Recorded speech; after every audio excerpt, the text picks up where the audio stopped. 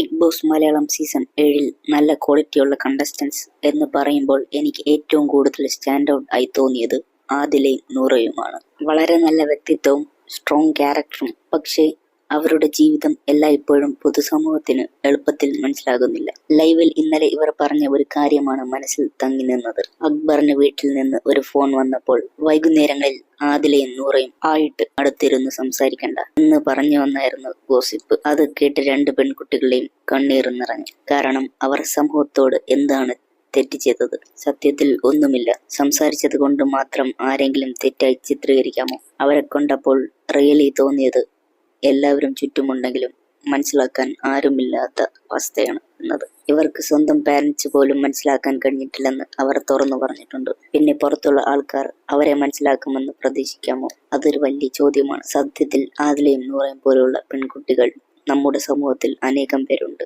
Big boss ഹൗസിൽ അവർ അവരുടെ ജീവിതത്തിന്റെ പ്രതിനിധികളാണ്. പക്ഷെ അത്രത്തോളം ഹേറ്റ് ഇവർ ഡിസർവ് ചെയ്യുന്നില്ല.